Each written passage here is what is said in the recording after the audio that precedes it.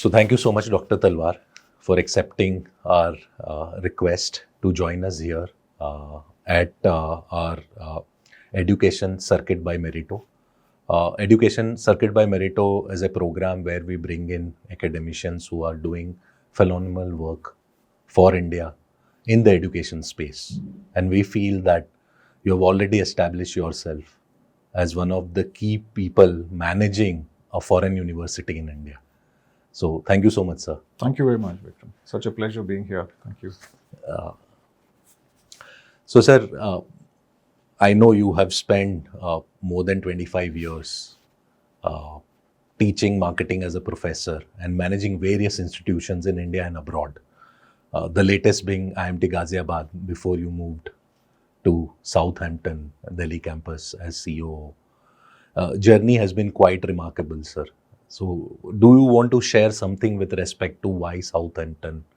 A lot of foreign universities are coming in India, but what is the relationship where from IMT to Southampton? Well, I think it's, thank you so much for inviting me over. And this is a very pertinent question. It's been, like you said, almost 25 years. My initial 11, 12 years were in the UK. I went there for my doctorate, my PhD.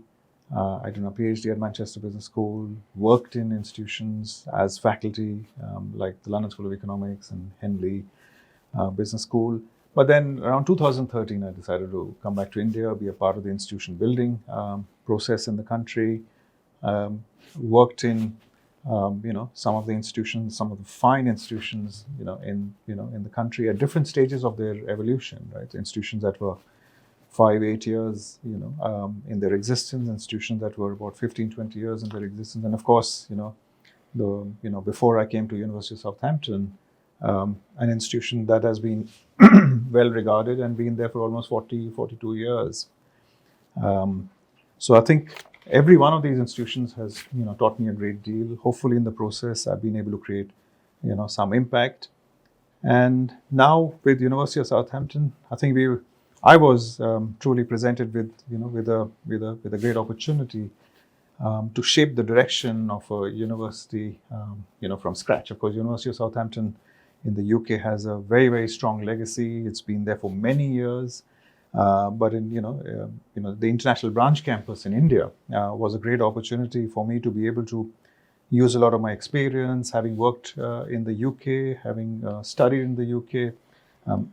Understanding, aligning with the cultures, and of course having worked in India as well. So this, I think, was an opportunity to be able to combine and align both insight and experience. And I didn't look back, and I thought this is a great opportunity to be able to set up a UK university, a world top 100 university in India under the purview of the UGC, and I think it's been a great experience so far.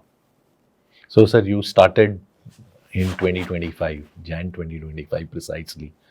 And in the last 9 months, I think first cohort has already joined the program. So what has been the experience with respect to setting up the campus as well as ensuring that within 9 months you have first cohort ready to join in? Yes, it's been exciting. It's been a combination of a lot of I would definitely say sleepless nights, a lot of excitement, a lot of us working together across India as well as in the UK to be able to ensure that we are able to meet our deadlines, to ensure that we are able to transition a lot of the quality levels, be able to ensure that the faculty are all there, the professional services people are all there as well. We have all the departments that are required to be able to deliver, a world-class education, everything in place. We have the infrastructure, from a hardware perspective, everything required us to, work together, required us to be able to ensure that, we work shoulder to shoulder. We required us to work along with, let's say University of Southampton, the UK, the faculty over there, the management. And I think if I look back, to January, I think we've come a long way. We've come a long way in terms of being able to be truly the first, international university to be able to launch. We are the ones who launched in 2025. We were the ones who were the first to be given the LOI. We are the first ones to be given the formal and final approval about a few months back, and we're rather proud of it, to be a part of this such a great dynamic ecosystem in the country. So this is the second campus of Southampton outside UK. First is, I think, Malaysia, where you started your offshore campus, and now in India. Why did you choose Gurgaon or Delhi NCR as a location and not any other city in India, sir? Well, if you look at Gurgaon, Gurgaon is a very vibrant, very dynamic, very progressive, forward-looking part of the country. I think this is a place where the city itself, Gurugram itself, contributes so much to the Indian economy, so much to the state economy. If you look at the total number of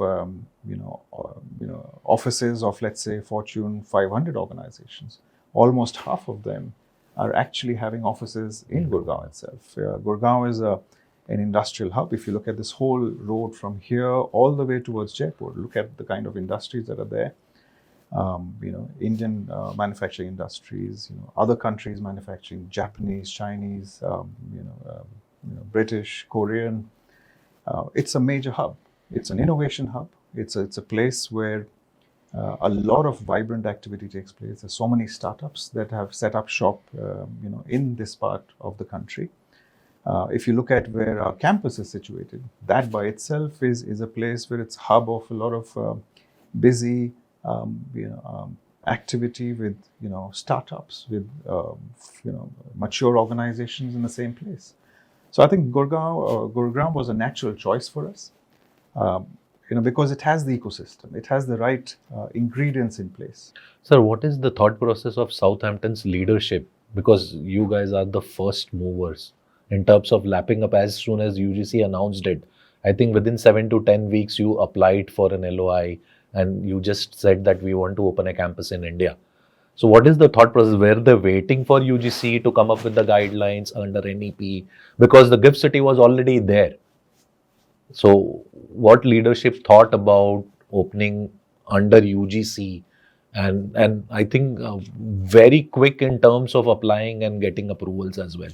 Well, look, obviously we were rather clear about where we wanted to be. We were rather clear about how we would like to come into the country. Right, we were very clear that it is important for us as a university launching our international branch campus in India was to be under the aegis of the University Grants Commission. Right? We were very clear that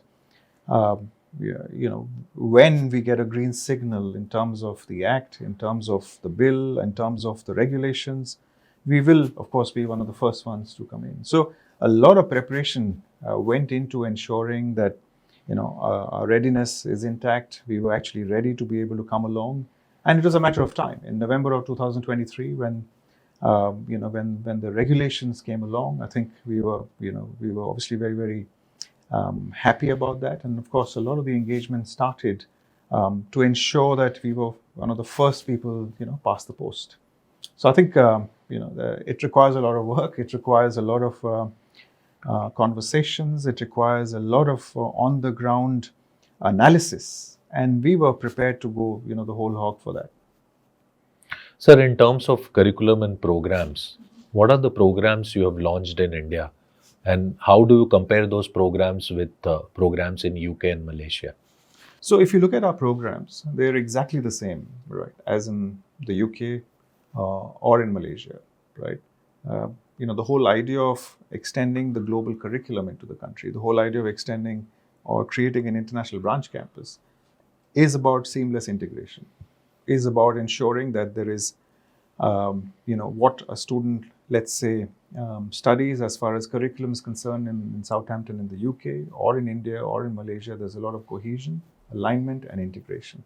The whole idea is to look at quality assurance. The whole idea is to be able to look at the curriculum, the content. The whole idea is to ensure that there's constant interaction, constant dialogue, constant mentoring, constant guidance.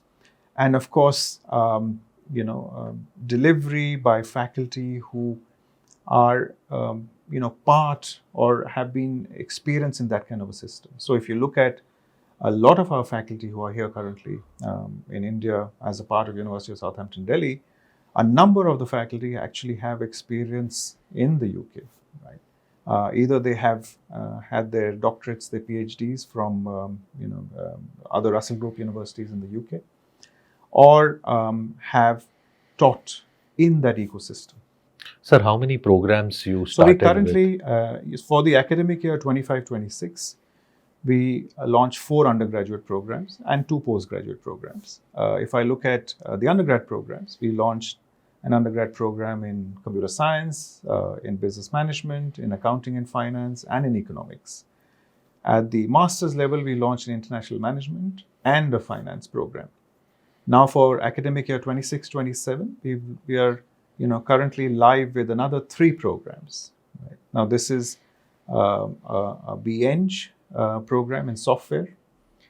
There is an undergrad program in creative computing, and one more master's program, which is a master's in economics. So these are the currently live programs for academic year 26-27.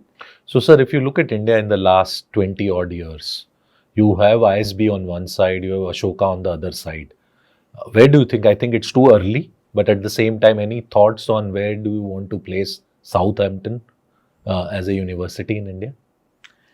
Well, look, Southampton in India has a remarkable opportunity to be able to create its own path. In India, India is a dynamic, market-oriented economy. Our Vice Chancellor, Professor Mark Smith, he says, you can't be truly global if you don't engage with India, right?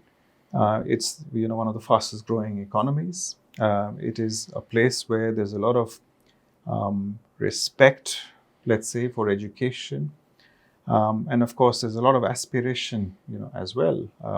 So automatically, what that means is the right ingredients are in place to be able to, for University of Southampton to be able to create its own path as we go forward. What does that mean? That means that we're not just focusing on teaching, we are focusing a great deal on our research, we're focusing a great deal on knowledge, enterprise, and exchange. We call it the triple helix model. What that means is that the university in India is reflective of the entire gamut of services and operations that exist in the UK. It is around effective teaching in the classroom. It is around ensuring that individuals' learning outcomes, employability outcomes are achieved. Our faculty, are faculty who publish at the highest levels, right? Our research, in the UK, for example, let's say, for example, 96% of our economics research output is viewed as internationally or world class, relevant across the world. So our focus has been on ensuring that we have the faculty who are great in the classroom, who are great in research output, which means both knowledge dissemination as well as knowledge creation are important. But equally important is how a lot of this research impacts society. So that's why you have knowledge, enterprise, and exchange. So this is what we call as a triple helix model. Our intention and has always been to ensure that we are able to bring all of that, here into the country. This aligns very much with the goals of, the government, the goals of the Ministry of Education, the goals of the UGC as well. It is about creating research impact, and that's essentially what we're trying to do. We are charting our own path. We are, like I said, we are very proud of being the first UGC-approved university in the country, and I'm sure we'll be able to create our own niche as we go along in India. Sir, in terms of academic offerings, you said that you have 4 UG programs and 2 PG programs currently for this year in 2025. So do those programs include any student exchange or anything where a student in India can take that exposure in Malaysia or in UK campus, or vice versa? Yes, absolutely. So, in the second year of the undergrad program, the students will have, the option of being able to spend the entire term. And of course, the whole idea is not that students from India, from our campus here, go across to the UK, or to Malaysia. It's also been designed to ensure that students from UK, for example, also are able to spend their entire term here in India. Sir, for our student viewers, if you can throw some light with respect to the admission policies, what kind of structure you are following in terms of admissions, what kind of students you are looking at in India or in neighboring countries who are going to join University of Southampton. Look, our admission policies are exactly the same as Southampton in the UK. The University of Southampton in the UK and University of Southampton here in India, we follow exactly the same guidelines. We follow exactly the same policies. The whole idea is to evaluate your application from a overall academic proficiency perspective, whether that be your grade 10, grade 12, whether that be if you're applying for your master's, your undergraduate performance, if you have some work experience, for example. So the whole idea is that we look at your application as a whole, we look at your SOP, we look at your LORs, and we look at this as an entire gamut. So because we are a globally aligned curriculum, because we are essentially aligned with Southampton in the UK, we follow the same admission procedures as well. Sir, if you look at global mobility, largely in the last at least 3-4 years post-COVID, has changed. Though India is largely from a foreign studies point of view or from student going out of India for higher education, the numbers have dropped in last 1 year because of visa issues and wars and all that. Do you think that India can become a global hub of attracting talent from outside? Particularly in the light of not only from a point of view of only studies, because a large portion of students who go abroad from India, their focus is to change their passport. Do you think that is going to happen in India with UGC, with government focus and all that? Absolutely. I mean, if you look at the whole objective currently, if you look at what's happening from a macroeconomic perspective, if you look at certain trends and certain changes, out there, you currently have a good number of students who go abroad, right? I was reading up some statistics, and I think this statistics may be slightly old, maybe 1 or 2 years, but at any given moment, there are almost 1 million Indian students, across 85 countries. The normal assumption is that students, travel for studies, let's say, to the US, to the UK, to Australia, to Canada, and maybe a few other countries. But the reality is that, Indian students go abroad to many more countries. If you look at, other countries in the world, if you look at, even, let's say, Ukraine or Russia or China or even Georgia for that matter, let's say Saudi Arabia. These are all places where Indian students travel to for their studies. I think what is important is to be able to focus on all elements, right? To be able to focus on the right level of education, right, in the country, to be able to align globally with processes, systems, the curriculum, right? To be able to ensure that certain outcomes are achieved from a learning standpoint, right? To be able to ensure that there's an equilibrium across different parts of the world with respect to the infrastructure, with respect to let's say the software as well as the hardware that is used to be able to provide the right learning experience. And of course, there's no reason why India cannot become a place where a lot of students from across the world actually come along for their studies, right? Linked to that is this whole idea that we do see some macroeconomic changes that happen. I think a lot of this together, the right kind of infrastructure, the right kind of supply, the right kind of curriculum, the right kind of faculty, the right kind of teaching, research, knowledge enterprise and exchange infrastructure, along with changes in people's thought processes, right? When you get similar or the same level of quality in the country, like India, there is no reason why there'll not be what I would call as an equilibrium across, right? So you'll see a lot more people looking at India as a viable opportunity for themselves to be able to go through their formal higher education as well. Apart from that, if you look at India as a from an economic strength standpoint, right?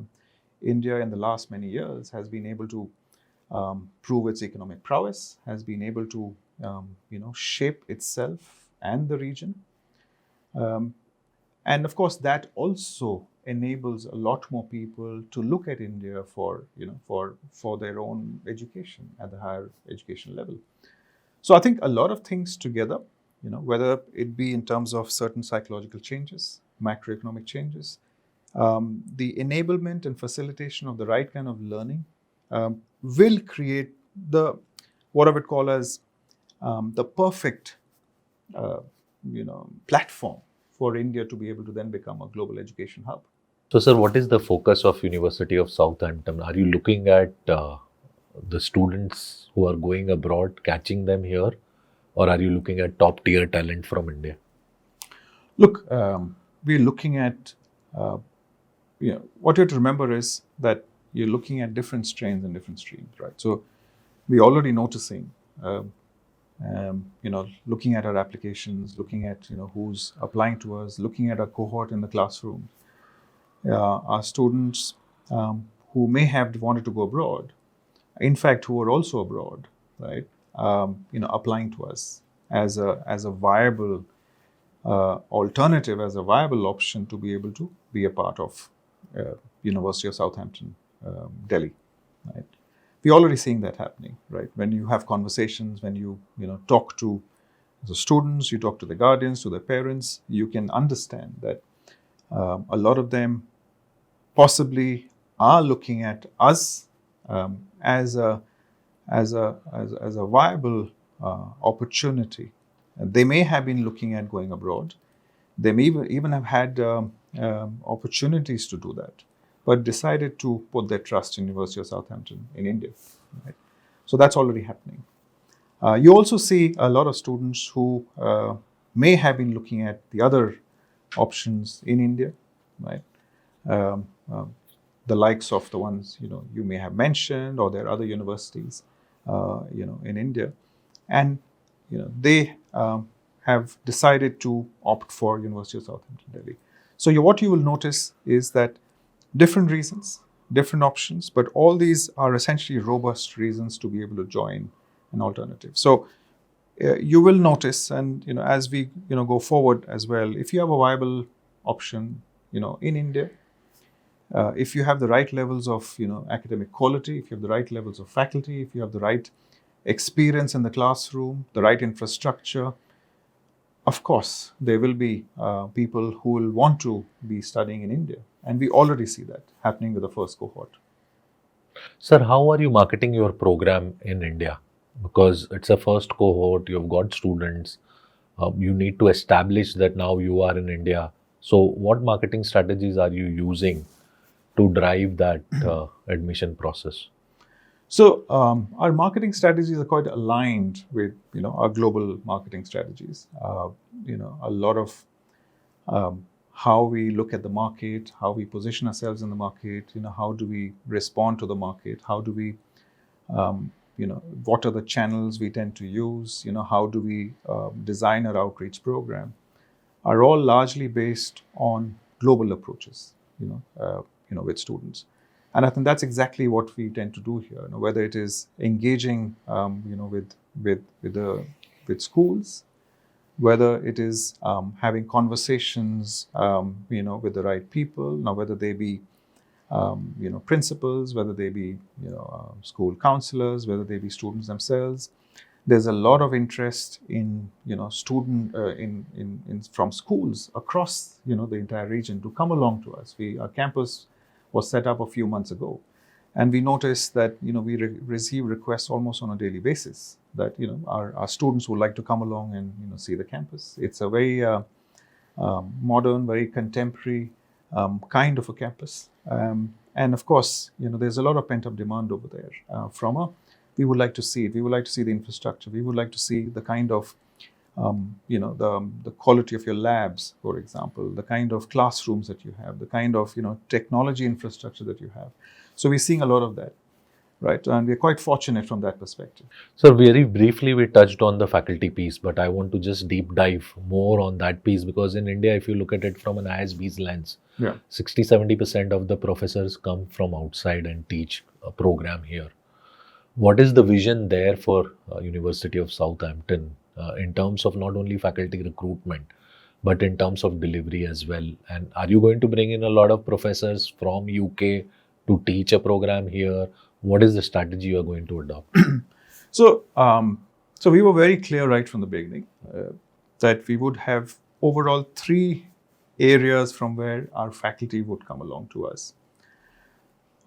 First is a secondment, right? So University of Southampton in the UK, the faculty would be on secondment for a year or 2.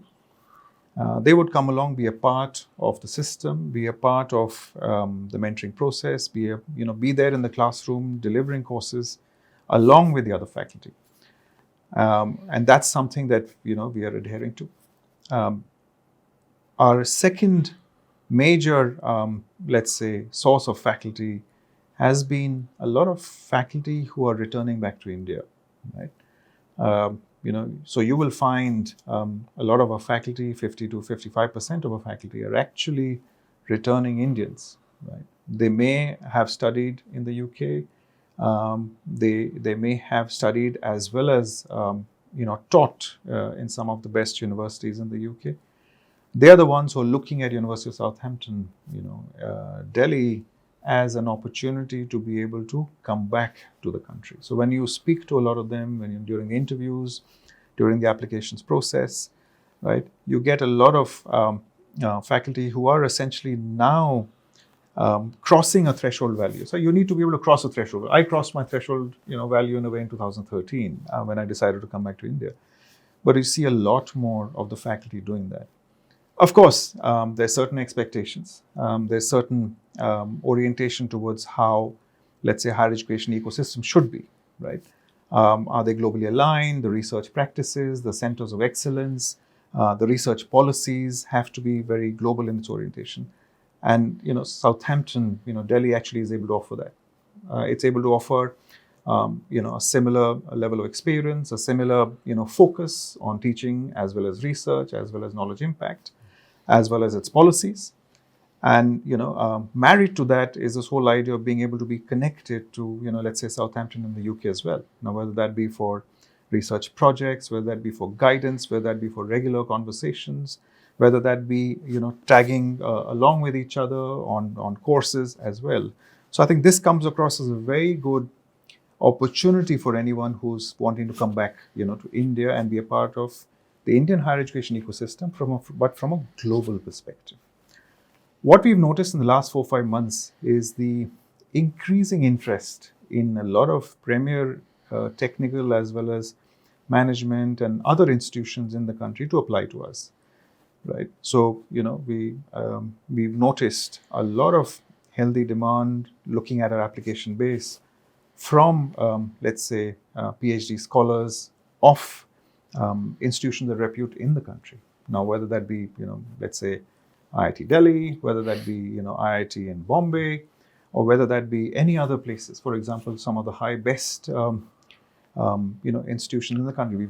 We've seen that, people, have worked in ISI, for example, Indian Statistical Institute, for example, coming back, wanting to work with us. So we've noticed this happening in the last 4 or 5 months, and we're very happy about that. And I think all along we knew that there'll be 3 strains or 3 areas of focus for us from a faculty perspective. And these are those 3 areas: secondment, Indian origin faculty coming back, and of course a lot of faculty from Indian institutions of repute applying to us. So, sir, faculty and students are the heart and soul of any institution.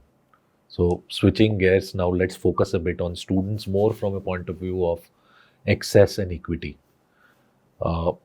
Financial aid, scholarships, fees. are very important to students in India. Considering top tier students, top talent, actually look at that from various lenses. Ashoka has established itself as one of the institutions. At least 60-70% of the students have financial aid or scholarship. Right. What are your thoughts on the fee, scholarship, and financial aid? So, to give you a good idea of what the fees are, let's say 25-20, academic year 25-26, our undergraduate, fees were in the range of about 13 odd lakhs per year. Our undergrad programs are for 3 years, right? Our postgrad fees, which is the postgrad is for 1 year. 1 year. Our MSc International Management was in the 15 lakh range, and our MSc Finance was in the 19 lakh range, right? If I look at it from a perspective of scholarship, creating access, also from a perspective of how do we ensure that we have the right kind of talent coming into a classroom, I'm happy to say that we have many different avenues for competitive scholarships, merit-based scholarships, as well. So we have what we call as a presidential scholarship, right, at the undergraduate as well as the postgraduate levels, wherein the entire tuition fees are paid for, for the student with the right kind of talent. Of course, these are competitive, and we see a lot of students applying for these scholarships, both at the undergrad and the postgrad levels. We also have, future talent scholarships, right? So these are defined scholarships for for a particular amount, right? That is also competitive in its orientation. We have a special scholarship for students applying through the Cambridge school route as well, and I'm rather glad about that. Wherein we actually worked along with the Cambridge Foundation to be able to offer students scholarships, global university. We look at merit, we look at talent, we also look at enabling and facilitating this talent to be in the classroom, right? So it is important for us that every year we are able to offer different forms of scholarships, bursaries, grants to the students, so that they're able to enjoy the benefit of studying in a place like University of Southampton in Delhi. We would like to provide access. We would like to provide access to people who, with a certain facilitation, with a certain help, with a certain kind of assistance from a financial perspective, are able to be here. So, Sir, if you look at state universities like DU, MU, Calcutta University, which is on one side offering your undergrad, postgrad programs, you've got private universities in India now who are focusing again from that lens. And now, in addition to that, we'll have a foreign university campuses in India. How one can differentiate the three offerings from a parent's lens, if you have to share something, that how should we view it? look, if I go back to what's the objective of, let's say the Ministry of Education, the objective of, the government, and, let's say the architects of the new education policy, right? One of the major objectives is to be able to increase the gross enrollment ratio, right? Currently, we don't know I don't know the exact figures, but 28-29%. Yeah, around 29%. Percent are, we have a 28-29% GER. If in the next 10 years you would want to make it 50%, right? How do you do it, right? There are different ways to be able to do it. We have 1,300 odd universities in the country, right? And we stand at about a certain GER. We would really almost want to double it. How do you do that? You do that through enabling infrastructure. You do that through enabling a lot of academic talent. You do that through enabling a lot more, let's say, investment happening in the higher education sector in the country. If you look at the level of student growth across the universities that you talked about, whether it's state universities, whether it's central universities, whether it's state private or other, let's say, deemed universities as well. If you look at the growth in terms of capacities, they've been largely also driven by private setups, right, Yeah. as a whole, and automatically that tells you that the ecosystem will have to be able to enable a lot more coexistence of higher education ecosystems. And I look at foreign higher education institutions as a part of the mainstream education system of the country as being able to enable that, as being able to increase access, as being able to increase not just teaching effectiveness, not just bringing in certain curriculum, certain talent into the country, certain pedagogies into the country, but it's also about research impact, right? It's not just about GER, it is also about coexistence, research impact, being able to impact society as a whole, being able to enable, for example, a lot of the SDG goals, for a lot of partnership happening between, let's say, foreign education institutions as well as Indian institutions coming together. So, sir, post University of Southampton's first approval, we've got 15 other universities lined up in India in various cities. Do you think that you will get first mover advantage in this space? Well, we're very proud to be the pioneers. We're very proud to be the first. We're very proud to be the first ones, launching in, we'll launch in August 2025. But more importantly, I think the fact that the government, the fact that the ministry, the fact that the University Grants Commission is facilitating this presence in the country of more universities is good for everyone. Is good for, like I said earlier, it's about contributing to the Indian higher education ecosystem. It's about bringing in certain practices. It's about bringing in certain processes, certain quality assurance, certain ways of looking at teaching, certain ways of looking at research, certain ways of connecting that teaching and that research to impact. Right? And I think it's actually a very good thing. If you can throw a bit of light with respect to what kind of diversity in terms of gender, in terms of undergrad, in terms of geography, where the students are coming from, and what is the interest of the students?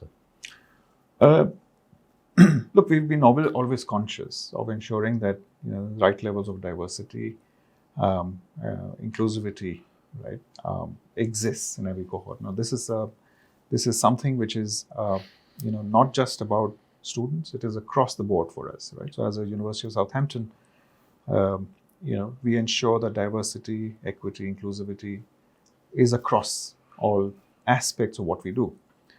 If I look at this whole idea of access to education, almost about roughly about 40% of the students are in some form of scholarship or a bursary or something to facilitate their ability to be a part of University of Southampton. If I look at it from a perspective of where the students are coming from, we have representation from almost 17 states in India, and something that we are very proud of. The fact that we have students coming not just from the Delhi NCR area, we have students coming in from Andhra, from Telangana, from West Bengal, from the West, from different parts of the country, and we are very proud of that. And that's essentially what has been always our objective. If I look at it from a gender diversity perspective, that's something we are currently working on. So roughly, more than 30% of our students are actually female, right? And it's something that we are consciously further working on as we go forward. So our whole objective here is to ensure that students get access to right levels of education. They are able to be a part of the University of Southampton system. Our thoughts, our objective of ensuring certain outcomes are achieved. And at the same time, even if I look at even our faculty, for example, our professional services staff, for example, the same thing around diversity, equity, inclusivity has always been our objective. Sure. So students out there, please take a note of this, that 40% of the students in University of Southampton are on scholarship. So you should look at this very deeply. Thank you so much, sir, for that. So what about the accommodation as well as hostel facility and all that? Because everything has happened in such a short span of time. So students who are coming from outside of Delhi NCR, do we have a provision for hostel facility or accommodation facility? Yes, we do. Yes, we do. We have hostel facility. The hostel facility is about about 6 kilometers from the campus. It's a completely managed setup. It's a halls of residence. We have a shuttle service that goes from the hostel at definite times in the morning as well as in the evening, and to the campus and back. Sir, from first year to, if let's say you have to just share the vision of the university for India in the next 5 to 10 years, where you think the university would be in terms of offering of programs, in terms of cohort, in terms of campus, if at all you are looking at expanding, taking bigger opportunity, taking a big land and creating it, something like that. Do you have that in mind, or those things are still in discussion or in? So of course, look, India is a great opportunity for the University of Southampton. It is a place, like I mentioned earlier, it's a place where there's a lot of aspiration. It's a place where there's a lot of focus on learning, and it's a place where students and their parents would like to be they're very discerning about where they would like to be educated. Southampton offers a great opportunity of a world-class curriculum, of a top 100 QS ranked university, of a top Russell Group university, facilitating that kind of learning experience in the classroom and out of the classroom, in India. And of course, what we're doing is every year we'll be increasing our base of courses. So right now we're at, for the academic year 25-26, we're at about 6 courses. You'll soon see, out in the public domain, the number of courses that we're launching for 26-27. So very soon, we'll be at about 9 total courses for academic year 26-27. We're launching 3 new courses, an undergrad, course in creative computing, which we believe is very cutting edge. We are launching a Bachelor's of Engineering, a B-Eng, course in software. That's also, in our opinion, very cutting edge.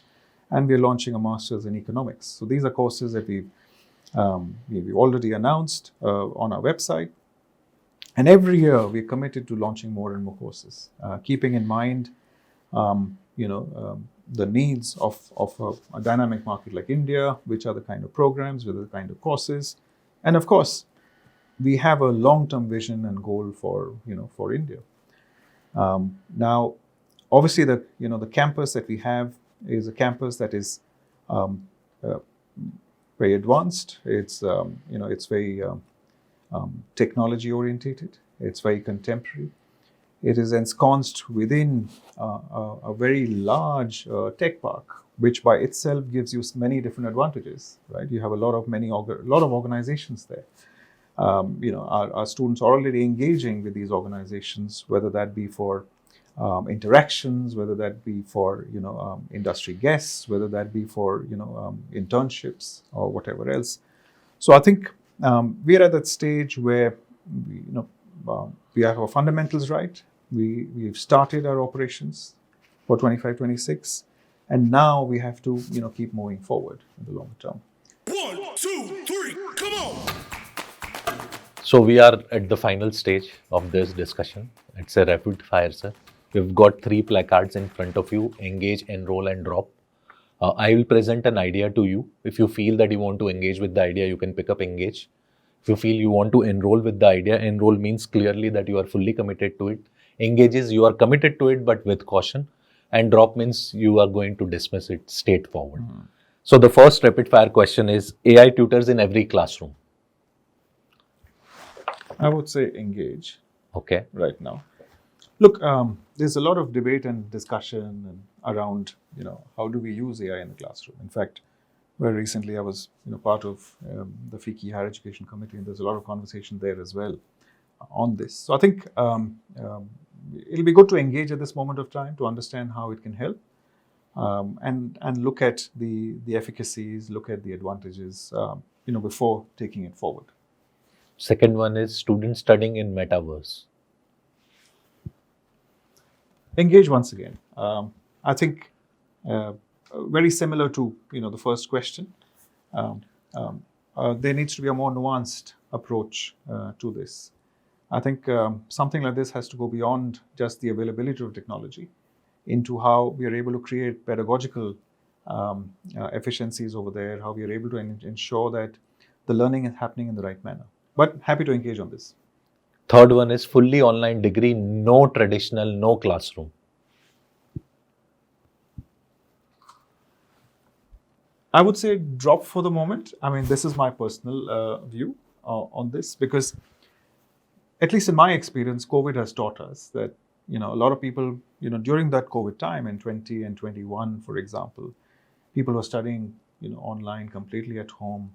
And there was a lot of fatigue because of that. And I think there's certain kinds of learning, there's certain kinds of degrees, a certain kind of curriculum which does require a more balanced, a nuanced, possibly a blended approach to how we learn. So I think for the moment I'll drop. The fourth one is campus converting into co-working spaces. I mean, depending on the definition of what co-working space is, so either I'll enroll or engage if I'm allowed that. Yeah. I'll tell you why. Because, look, this whole concept of co-working means that practice and theory have to be working in tandem, right? Which means if you're learning something in the classroom, right, you should be able to practice that in the vicinity or get more industry and understanding of that. So I think from that perspective, if it's a co-working environment, I think that will only help a student absorb better, more of the learning. The next one is classroom without exams, only projects. I'm sure students would love something like this. So I think I would engage. I think there's a lot of debate and conversation around this, right? So not just from the student side, but also from the faculty side. It's horses for courses. It depends on the nature of the course, right? It depends on, let's say the orientation in the classroom, how the learning's actually happened. Is it a course, let's say, like an entrepreneurship-based kind of course, where you have to be able to practice entrepreneurship rather than be taught entrepreneurship? So those courses require a different treatment. Some other courses, which may be, a different genre of courses, may require some kind of an assessment. So that's why at this moment, engage. The next one is Gurugram as an India's higher ed hub.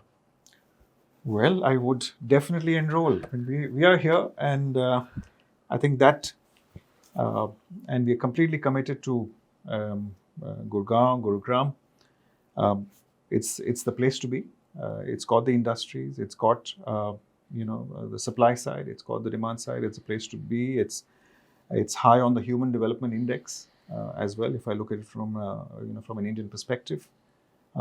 It's high on the number of organizations. The ecosystem exists. You need schools, you need universities, you need the right workplaces, you need the right living spaces, and Gurugram has everything going for that. Next one is industry professionals teaching more than 50% of the courses in a classroom. I'm very much for industry professionals to teach in the classroom. I won't give it a 40, 50, 30 odd % or something on those lines. I think, industry professionals are very much required because of the insight and their experience in the classroom. It depends on the course, once again, right? So if you're doing, let's say, a fintech kind of a course, if you're doing, let's say, a practice-oriented course, which is, let's say, finance and accounting, yes, you'll have a higher proportion of people, industry practitioners coming along and doing that. So I think, of course, engage and, obviously enroll as well, but not with the percentage, right? That depends. The next one is hybrid admissions, AI shortlisting and human interviews. I would love to engage because, look, quite frankly, there's always been conversations, whether that be in established foreign universities or in Indian universities, which obviously have a number of people applying to them, right? So I think what are we trying to do? We are always trying to ensure the alignment between eligibility and who comes into the classroom, applications, whatever else. I think anything that enables us to be able to select in the right manner is always welcome. The next and the last one is Chat GPT to be used as student assistants in the classroom. Well, I think this is a tough one. I think, look, the fact is that there's a lot of generative AI already being utilized across the lines, right? So, my 10-year-old daughter, right? She's very well versed with all this, right? So, can we look the other way? We can't. How do we use it, right? How do we streamline this? How do we ensure that what we are using is right, is optimum, is facilitating the learning process, is leading to impact? And thus, happy to engage on this. Sounds good, sir. Thank you so much for your time, sir. Thank you. Appreciate it, sir. Sir, thank you so much for your time. Any final word for our audience, sir? No, I think, thank you. This has been, every conversation I have, has always been a time to reflect, right? So while I answer the questions, a lot of questions come to my mind in terms of, how we can further, move up, we can further enhance. So thank you. This has been a very good discussion.